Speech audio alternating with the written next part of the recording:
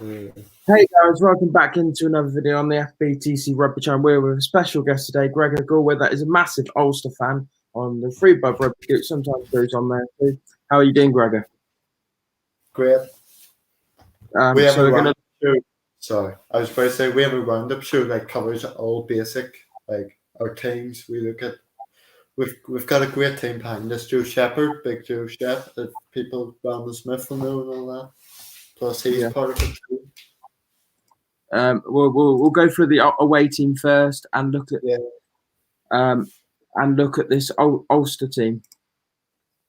So 1 Sullivan, 2 Herring, 3 Marty Moore, 4 O'Connor, 5 Henderson, 6 Matty Rees, 7 Jordan Murphy, 8 Nick Timoney, 9 John Cooney, 10 Billy Byrne, 12 McCloskey, 13 Hume, 11 McCrory, 14 Ballacoon, and 15 Stockdale. On the bench, you've got 16 Andrew, 7 Warwick, 18 Toole, 19 Treadwell, 20 Reedy, 21 Matheson, 22 Larry, 23 Addison. As a big Ulster fan, what's your opinions on that, on your team? Okay, so the front row's expected. Henderson's back, obviously a big boost last week despite the loss, but I don't like Stockdale 15. We'll be interested to see if we can get Ford's kitex because Ford might test him a few. Laurie Macko is a good player. As I said, we were doing a watch out for the Saints game, and it's like, Laurie is an option at 10, so he could be like a playmaker in terms of 10. So Addison could play 13 or fullback, which is good for us. So that if somebody gets injured or something, McCluskey's back because he was rested last week because they knew that this game was coming up, of course. Cooney basically controls the strings. Billy Burns, as we know, is known as Captain Darling for people who don't know. We call him that in the roundup show. So Herring's probably the main hooker because when Andrew was on form before Herring when Herring was with the Irish setup, we were just like, oh, who's going to start for the European game? So that's just my opinion on that team. This is what I think. I think the reason he's gone for Stockdale, Dan McFarland, just checking it, Dan McFarland, your head coach, isn't it? Yep. Yeah. The reason I think he's gone Stockdale fullback is to stop the aerial duel, and I think Lowry would be a bit more. He's a bit smaller and would be a bit contested under the high ball that we like to kick a lot. So I think that's why I've chosen. I think people are forgetting about that, but on the whole, you got a very strong bench. I have to say that, and I think if you're in it with. If you blasted away or it's very close, I think you've got a very strong bench to come off the bench. I'm going to look. Let's look at the home team and my team here today.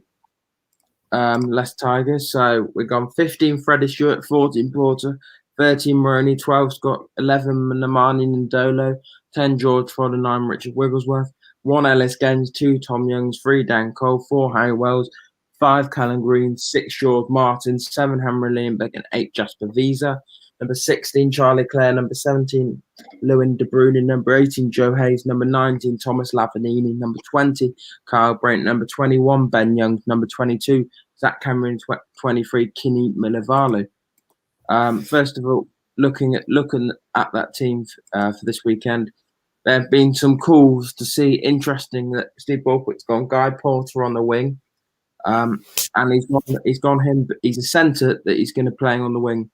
Is because to try and nullify the attacking threats of Ulster.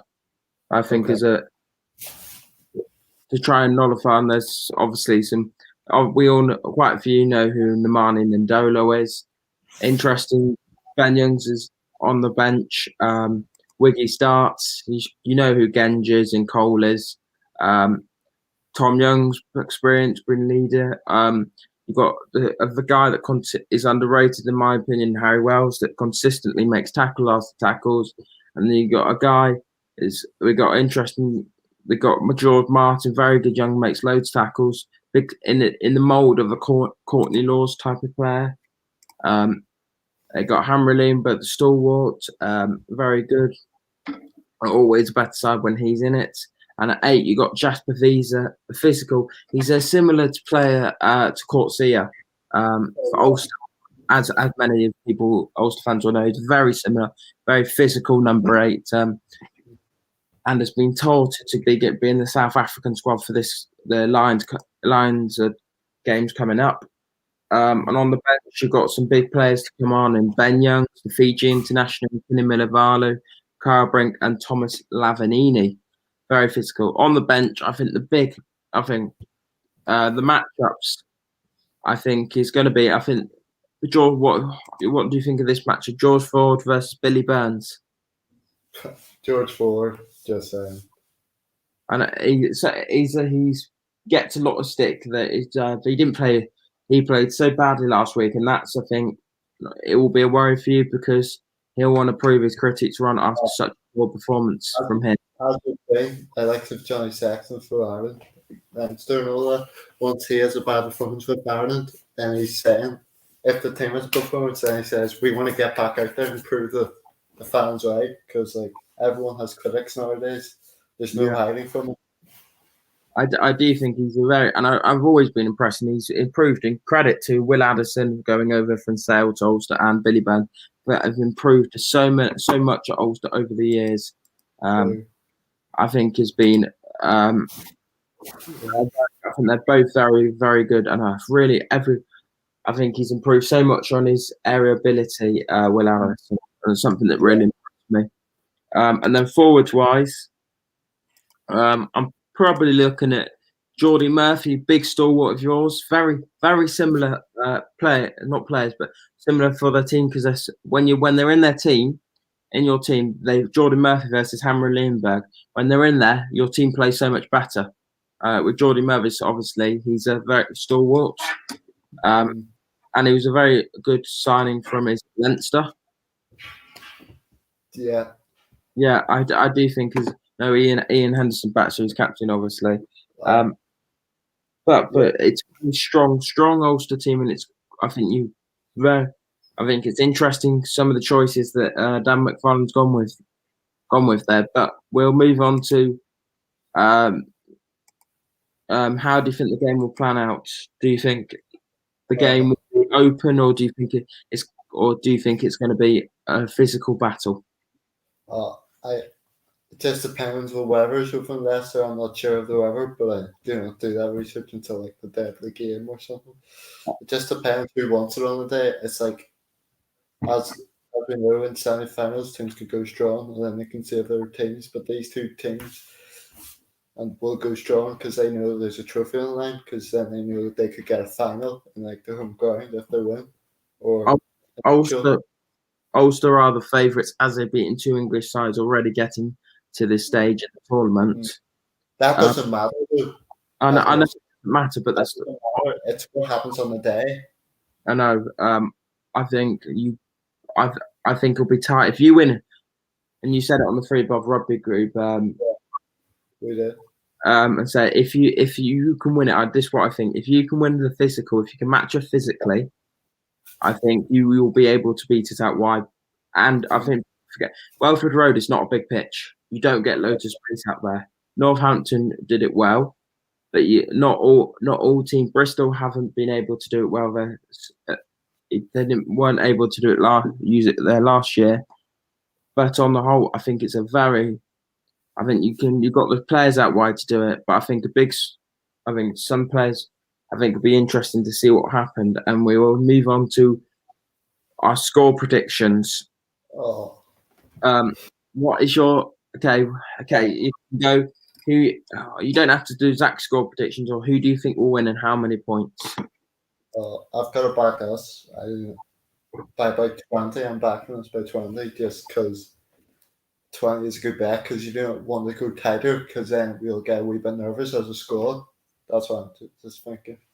Yeah, but coming out, looking at the odds today, after the teams are announced, that Leicester are predicted to win by 4 points. That's shocking. It's their predicted win. Okay. I think if we can keep it, really depends. and it depends if we can keep our discipline down. If we can keep our discipline down, I think we're in a massive chance, and that's why we'd let teams back in. But I think it was only, it was so close when we played each other. Last meeting was 18-19 when you beat us 13-14 in a much worse team. Yeah. And I think it'll be close. But I back my team by 5. I don't think what you're saying it's going to be 20-point difference. No, I could get tighter. I'm just guessing that because it could be because. Yeah, I do, and this is what a couple of Ulster fans have been reading. They can't be too confident. They've beaten 2 English sides. You can be confident, but you can't be overconfident. And I think that's what they've got. Ulster players have got to worry about. Don't think too confidently, because that's what previous teams have done. They're overconfident and then be shocked by the performance. Like, yeah, loads of people are saying Connacht would beat. Connacht weren't great on the day, but Leicester beat Connacht with Leicester's second side to Connacht's first side. But it's with players missing, obviously. But I just feel I've got to back my boys to do it by 5. I know. Who do you want in the final for the? We'll take who if we get past it. Do we want a bat? Do you want decisions? Do you want the bat? It could be an English final because using Bath could do it, but I think Montpellier might be Bath. I'm just saying. It really depends. I don't think we lost to Bath, but it was just we shouldn't have lost to Bath. It was a reckless thing just to pull out the shirt, cost us the game. They go 5 meters. You know when they get in the handbags, get pulled out. One of them pulled the shirt. I think it was a bit unfairly. They got a corner, drive in, score the try. But on the whole, thanks for coming on again. It was a pleasure having you on, Gregor. No problem.